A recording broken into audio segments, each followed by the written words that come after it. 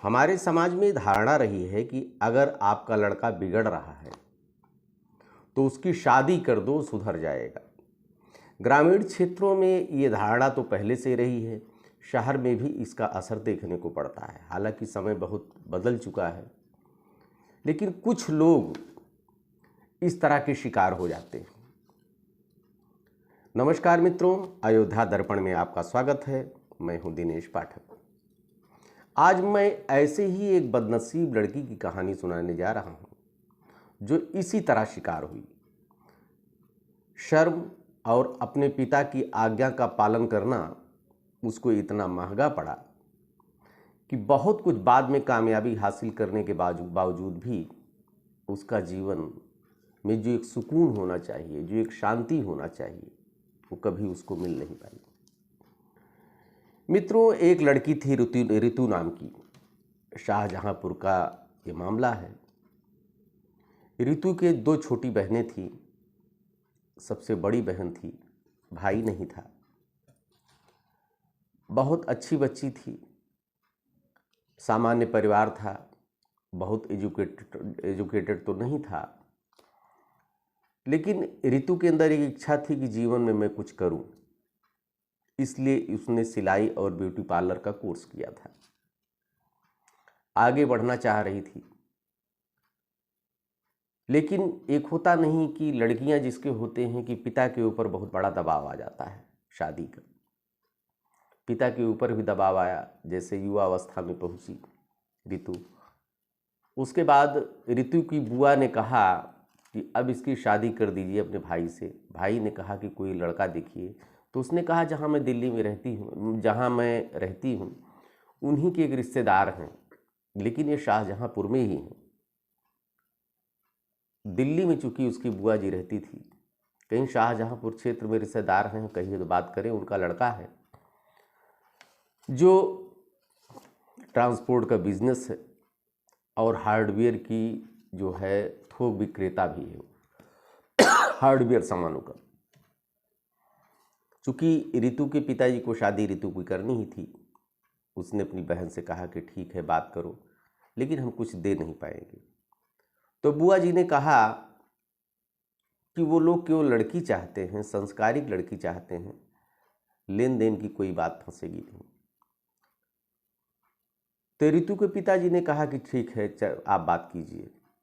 दोनों परिवार मिलते हैं, बात होती है। चूँकि ऋतु खूबसूरत थी, काबिल थी, और चूँकि बिजनेस माइंडेड वो परिवार था, और ऋतु ने भी सिलाई और ब्यूटी पार्लर का कोर्स कर रखा था, उसको भी लगा कि भविष्य में बहुत संभावनाएं हैं। बात आखिर बन जाती है। शादी के दिन आता है, तारीख तय होती है। जिस दिन शादी होनी होती है उस दिन लड़के वाले जयमाल को थोड़ा लेट कर रहे थे। तो लेट करते करते तो लड़की वालों ने, ऋतु के पिताजी की तरफ वालों ने पता किया कि भाई आखिर लेट क्यों हो रहा है। तो विश्वस्त सूत्रों द्वारा ये पता लगता है कि लड़के ने शराब पी रखी है। और सत्य यह है कि लड़के को सुधारने के लिए उसकी शादी तय की गई थी। और ऋतु के पापा को ये बात पहले से ही पता कर लेना चाहिए था कि इतने सस्ते में, जब इतना संस्कारिक परिवार है, इतना बड़ा बिजनेस का सेटअप है, तो शादी इतना सस्ते में क्यों हो रही है। लेकिन वो नहीं माने। आगे कहानी देखिए क्या क्या बनती है। उनको पता लग जाता है कि लड़का शराब पिए है। बहुत दुखी होते हैं। किसी तरह से लड़के को छींटा मारा जाता है, पानी का उठता है। जयमाल की प्रक्रिया के लिए फिर काल आती है इनके पास। कान में भनक पड़ जाती है ऋतु को भी। ऋतु विरोध कर देती है, पापा से कहती है कि पापा हम शादी नहीं करेंगे ऐसे लड़के की। ऋतु को, पापा को तो पता ही था कि लड़का शराब पिए है। वो अपनी बेटी को समझाते हैं कि बेटा बहुत खर्चा हो गया, लड़का सुधर जाएगा। शराब पीता है तो शादी के बाद उसके अंदर सुधार आ जाएगा। लड़की क्या करे ऋतु, हमारे यहाँ जो है बच्चियाँ तो हमेशा से दबी रहती हैं। ऋतु शादी करने की इच्छा तो नहीं थी, लेकिन अपने पिता और परिवार के दबाव के कारण उसको हाँ करना ही पड़ गया। जैसे तैसे शादी हो जाती है। ऋतु सुबह विदा होकर अपने घर ससुराल आती है। दिन बीतता है, सारे संस्कार पूरे किए जाते हैं। रात आती है, सुहाग रात के दिन ऋतु का पति जो नवीन था, उसका नाम नवीन था, वो शराब पी के फिर आता है। शराब ही नहीं पीता, वक्ति शक्तिवर्धक कुछ दवा भी लेकर आता है, खा के आता है। और ऋतु समझ नहीं पाती, उसके पहले ऋतु को दबोच लेता है, अपनी मनमानी करने लगता है। ऐसा लगता है कि पत्नी ही ना हो, कहीं से कोई पेमेंट देके या पैसा देकर लेकर आया हो। उसके साथ मनमानी करने लगता है, रात भर खूब रौंदता है, अपनी हवस पूरी करता है। ऋतु विरोध करती है तो पहली रात में ही ऋतु को चाटा मार देता है। ऋतु सोचती है मेरे साथ ये क्या हो गया, लेकिन गलती, ऋतु को उसी समय डिसीजन ले लेना चाहिए था। अब आगे बताते हैं ये गलती उसके लिए कितना भारी पड़ी। सुबह होती है, ऋतु सारी बात अपनी जेठानी से बताती है। जेठानी कहती भाई पति जो कहेगा उसको तो करना ही पड़ेगा। फिर दूसरी रात आती है, दूसरी रात में फिर रौंदता है ऋतु के साथ मनमाना। रात भर उसने अपना जो है जोर जबरदस्ती किया।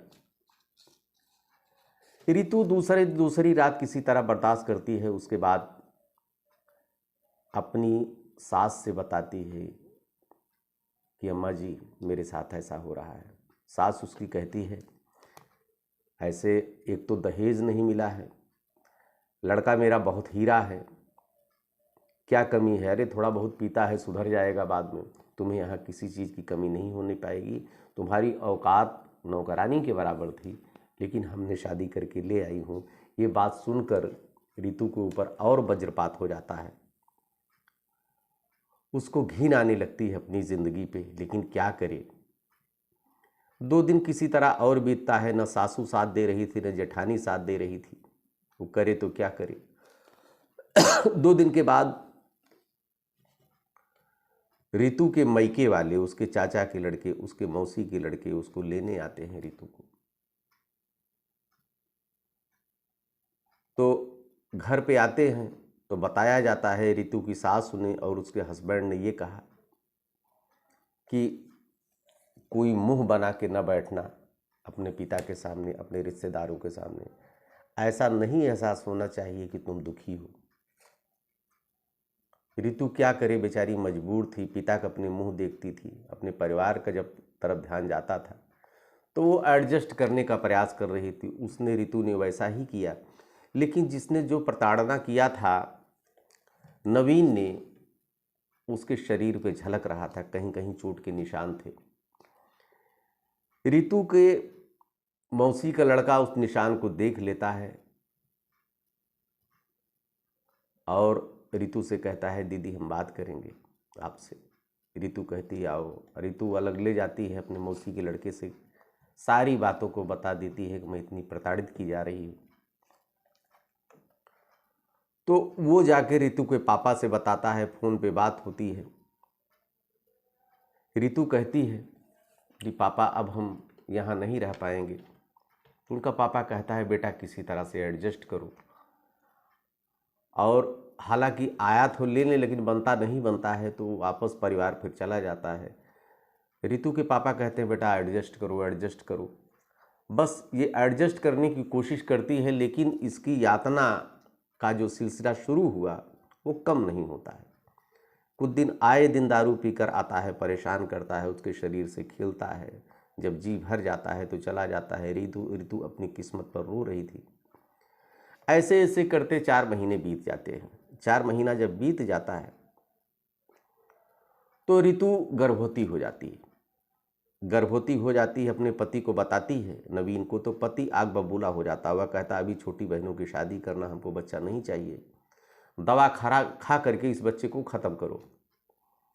ऋतु को बड़ा दुख होता है कि किस तरह का बाप है। बहुत मनाती है, बहुत परेशान होती है, हाथ पांव जोड़ती है अपने पति के, लेकिन वो नहीं मानता है।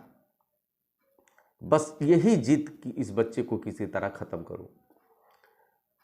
और यही नहीं, बात जब आगे बढ़ती है तो उसने लात मारता है। ऋतु जो है को चक्कर आ जाता है, ऋतु गिरती है, पेट पे लात मारता है। बच्चा तो किसी तरह बच जाता है, लेकिन ऋतु ने अब ठान लिया था अब हम यहाँ पे नहीं रहेंगे। वो अपने घर जाती है तो पिता फिर समझाने की कोशिश करते हैं। पिता कहते हैं बेटा अपने ससुराल में जाओ। तो उसने कहा था पापा जी अब सीमा पार हो गई, अब मैं वहाँ नहीं जाऊँगा, आपके सर पे अगर मैं भार हूँ तो मैं आपके पास भी नहीं रहूँगी। रितु चुपके से बिना माता पिता को बताए चल देती है अपनी बुआ के यहाँ, वही बुआ के यहाँ जिन्होंने शादी कराया था। हालांकि बुआ जी की नीयत कोई खराब नहीं थी, उन्होंने तो अच्छा ही किया था, लेकिन गलत हो गया। चली आती है अपनी बुआ के यहाँ। बुआ ने सपोर्ट किया, बुआ ने सपोर्ट किया, कहा बुआ जी हम आपके ऊपर भार नहीं रहेंगे, हमारे लिए सिलाई की मशीन रख ले दीजिए, मैं सिलाई सीखूंगा। बगल में बुआ उनके पिताजी से बात करते हैं रितु के, तो कहती है चलो ठीक है, आप बुआ हो, आप ही के यहाँ चली गई है कुछ करना चाहती है, अब हम दबाव नहीं बनाएंगे। तो बुआ जी सिलाई की मशीन खरीद देती हैं रितु के लिए। इधर रितु सिलाई की एक छोटी सी दुकान अपनी रख लेती है और कोर्ट में मुकदमा डाइवोर्स का डाल देती है, क्योंकि उसने तय कर लिया था कि हम ऐसे पति के साथ नहीं रहेंगे। कोर्ट में सुनवाई होती है और रितु का पति भी चाहता था कि चलो बला से हमें छुटकारा मिल गया। 2-3 पेशी होती है, उसके बाद दोनों में डाइवोर्स हो जाता है।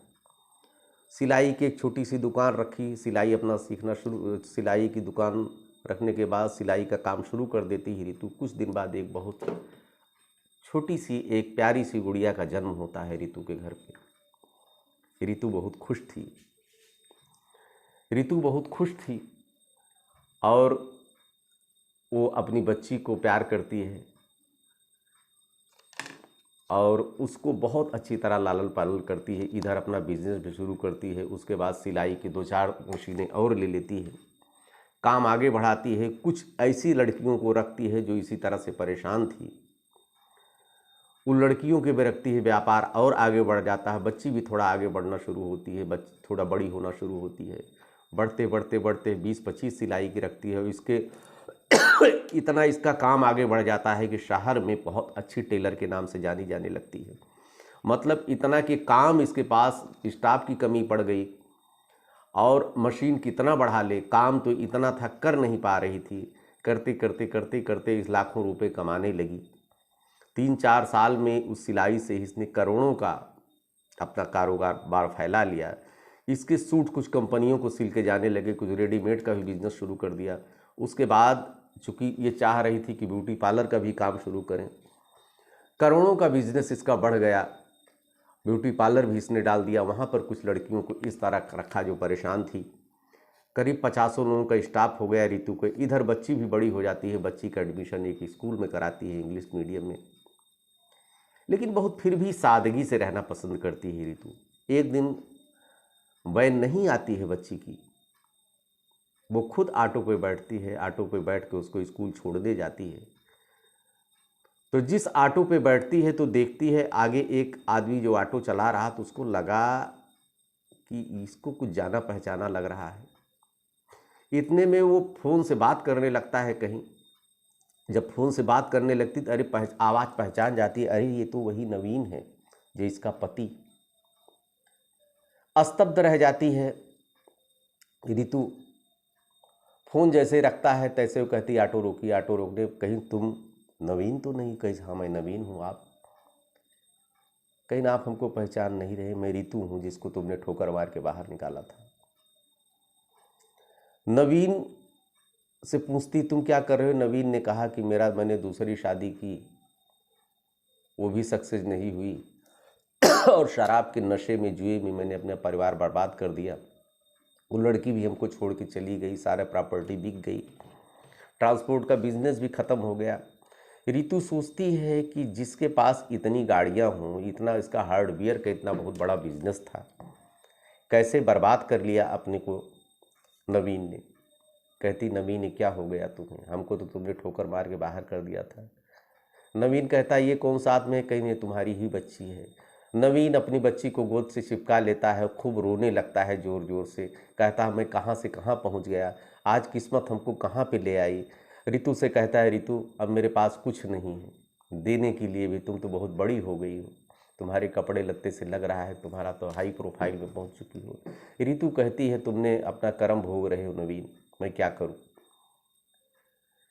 उसके बाद बगल में स्कूल आ जाता है, बगल में स्कूल था, बच्ची स्कूल चली जाती है और फिर नवीन वही रोड के किनारे ऋतु से कहता है, ऋतु अब मेरा सब कुछ बर्बाद हो गया है, हमें माफ़ कर दो, मैं तुम्हारे साथ रहना चाहता हूँ। ऋतु कहती है कि अब मैं नवीन दोबारा मैं शादी जैसी चीज़ से हमको नफरत हो गई है, अब हमको शादी नहीं करनी है, अब हमें तुम्हारे साथ नहीं रहना है। नवीन कहता है मान जाओ। ऋतु कहती ना अब ऐसा नहीं होगा। नवीन कहता अपना मोबाइल नंबर ही दे दो, तो ऋतु कहती ये भी मैं नहीं दूंगी। उसके बाद पता नहीं क्या सोचा, ऋतु ने कहा कि हमारा घर का पता है, तुम चले आना। लेकिन थोड़ा और सोचती है तो कहती है मोबाइल नंबर भी है। नवीन तुमने तो हमको ठोकर मार दिया, लेकिन मैं ऐसी नहीं हूँ। कोई भी ज़रूरत पड़ेगी, कोई भी आवश्यकता होगी, तुम अपने घर पे रहो, अपना ऑटो चलाओ, कुछ भी करो ना करो, मैं तुम्हारा सारा खर्चा उठाऊंगी, कोई भी समस्या तुमको नहीं होने पाएगी, लेकिन मैं तुम्हारे साथ अब नहीं रहूँगी। नवीन वहीं स्तब्ध खड़ा रहता है। ऋतु धीरे धीरे कदम आगे बढ़ा के हुई चली जाती है और अब अपने घर चली जाती है। नवीन को अपने पे पछतावा हो रहा था, अब क्या करे। नवीन भी धीरे धीरे अपने घर की तरफ चला जाता है। ज़रा कमेंट बॉक्स में बताइए कि क्या ऋतु को नवीन के साथ रहना चाहिए, ऋतु ने क्या अच्छा किया। नवीन भी पश्चाताप कर रहा है अपनी बात को, क्या नवीन को ऋतु को माफ़ कर देना चाहिए। ये सब सारी चीज़ें आप कमेंट बॉक्स में लिख के रख दीजिए, निश्चित रूप से मैं रिप्लाई करूंगा। देखते रहिए अयोध्या दर्पण। ढेर सारी शुभकामना, आपका दिन शुभ हो। धन्यवाद।